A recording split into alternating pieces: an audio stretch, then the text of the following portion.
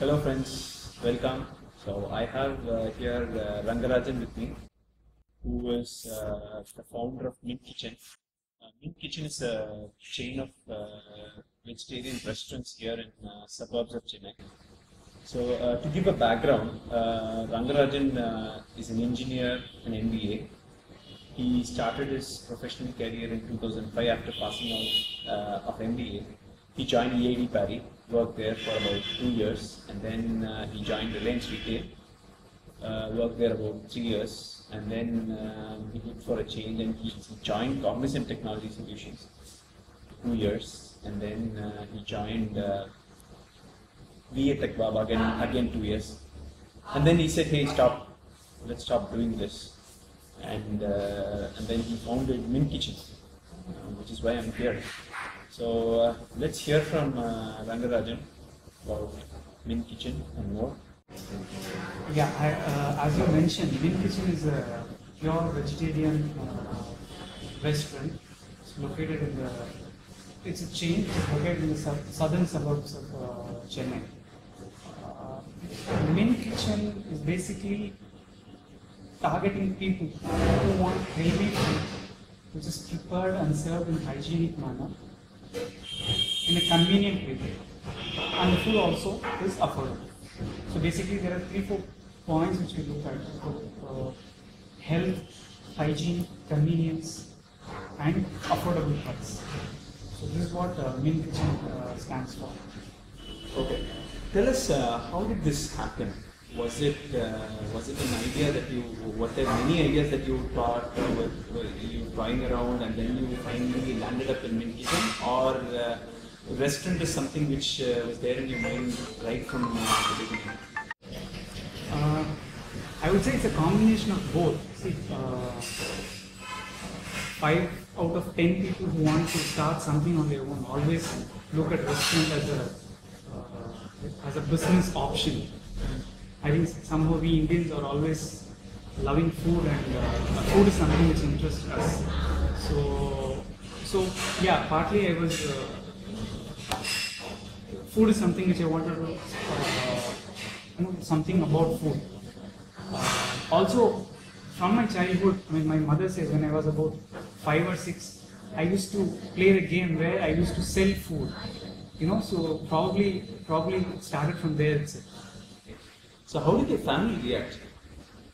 Did you get enough support from them, or you struggled and found your way through?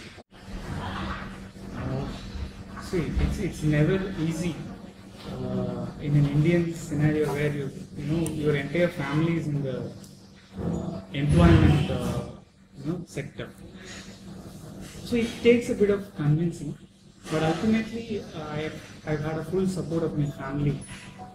I mean, even today, my sister who works in an IT company, who has been working for the last 15 years, she takes time to sit with me and my team to basically track the action items, whatever actions we are doing.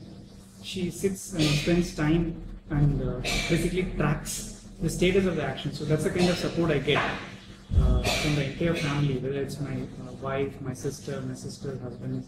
My elder sister's husband is basically doing the entire, branding and marketing activity.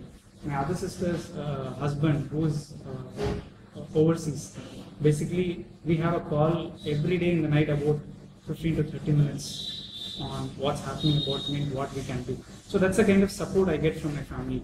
And being a startup, the time is not something which is on your hand. You are always stretched for bandwidth.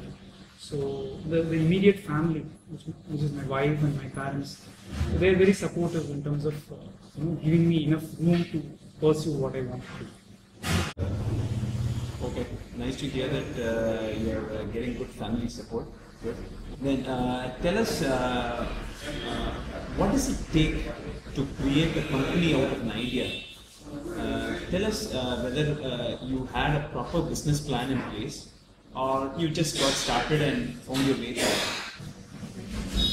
We started with the vision and vision and mission of the company, what it stands for, which I explained to you. giving healthy, hygienic, convenient food at affordable price. After that, we sat down and prepared a business plan, and I think it's very important that you have a business plan. Basically, it gives you a direction towards which you can travel. See, working in a set organization which has been there for some time, there is always a reference to the past which you can fall back upon to check where you are progressing. But in a startup, it's very difficult if you don't have a reference point, if you don't know where we are going, where you are heading. So it's very important that you have a business plan, both in terms of concepts and also in terms of numbers, so that you can track how you are progressing. So yeah, we have a proper business plan, and we always try to stick with. However, it's very difficult in a startup to be exactly as per the plan, but it basically it always gives a reality check, and it helps you to do course correction when you go wrong. Good. Okay. So tell us about some of the biggest challenges that you faced. Was there any situation that you just wanted to call it off? Was there any such situation? Yeah, this being a startup, you will always have some moments when you feel what you're doing. You don't know what you're doing. You don't know what you're going to do tomorrow, whether it's all worth doing. But I think it's those are the moments which you have to ride through. And only if we can do that, then we can build an institution which will stay for long.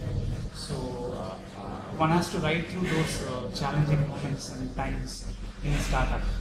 Talking about the big challenges one faces in a startup, of course, the first one, which any startup is going to face, is in terms of finance. So you always need to see how you're going to manage your tomorrow. That is always there in a startup. But more than that, I feel there are three more challenges. In any industry, for that matter, particularly in an industry like restaurant business or food business, which are manpower, and manpower. I feel if you crack those three challenges and you crack the business, you may have a very ordinary business plan, but you have right manpower which is suited for your business plan. You will be a profitable business for a long time. You may have an excellent idea, excellent business plan, but you don't have the right manpower. I don't think your business will take off. It's basically the combination of a great business plan or business idea and also the right manpower to implement those plans, which will create an institution which will be living for a longer time. There are people and there are books which talk about living companies, basically the companies which have been there in existence for centuries together. I think it's this combination of having an excellent business idea and the right kind of manpower over a sustained period of time, which will help you in creating such an institution. Okay. Now tell us about the future plans of Mint Kitchen. Where is it now? Where are you planning to take it to?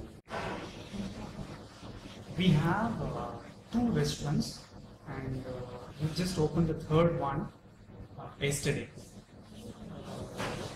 We have a central kitchen.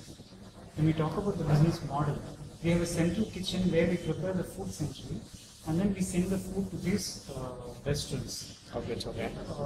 Only the last bit of cooking happens like live items, like idli, dosa, or tandoor item. Those are the things which get prepared in the restaurants separately. Otherwise, rest of the items get prepared at the central kitchen and come to the outlets.